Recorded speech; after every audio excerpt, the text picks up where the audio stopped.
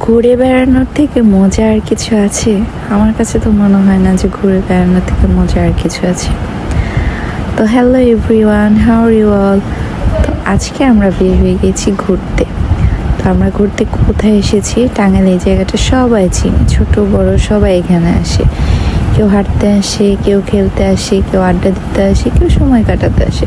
তো আমরা আজকে এসে পড়লাম টাঙ্গাইলের এসপি পার্কে। তো আমি আর আমার ওরহান একদম ম্যাচিং হয়ে গেছি। আমার রেড হয়ে গিয়েছি। তো ওরহান ঘাসের উপরে বসে সব কিছু দেখছে, একা একা বসিয়ে দিয়েছি।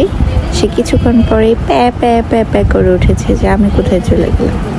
এই তো সে তো বললাম আমি তো এখানে। এই যে ওরহান আর আপুর অবস্থা, ওরহান এমন করে পানি খাইতেছে, ওরহান শান্তি দিতেছে না, জাস্ট বাই দ্য ওয়ে, আমার ড্রেসটা কিন্তু আমার কাছে অনেক বেশি ভালো লাগছে, রেড কালার।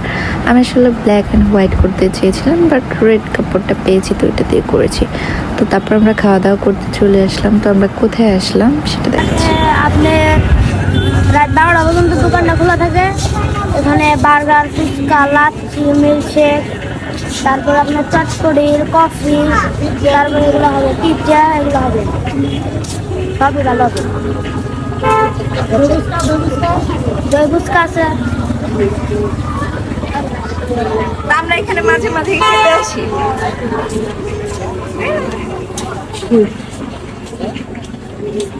তো জায়গাটা কিন্তু অনেক বেশি সুন্দর, লাইটিংটাও ভালো, ডেকোরেশনটাও ভালো, ইভেন খাবার আইটেমটাও অনেক বেশি ভালো ছিল। ফুচকাটা তো অনেক বেশি মজা, কিন্তু এখানকার টকটা আমার একটু বেশি ভালো লাগেনি, কারণ টকটা টক হলে মজা, কিন্তু টকটা একটু মিষ্টি ছিল।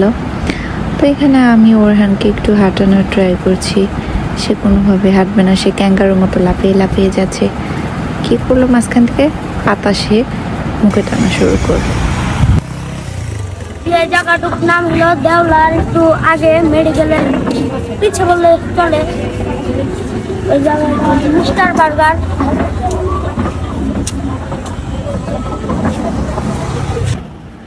তো এদিকে আমার ওরহানেরও অনেক ক্ষুধা লেগে গিয়েছিল, তো ওর জন্য সেলাক রান্না করে নিয়ে এসেছিলাম। তো ওইটাও এখন খাচ্ছি। তো খাওয়া শেষ করার পর আমরা বেরিয়ে যাচ্ছি। তো আপনারা সবাই এই মিস্টার বার্গার আসতে পারেন, খাবারের মানটা অনেক ভালো।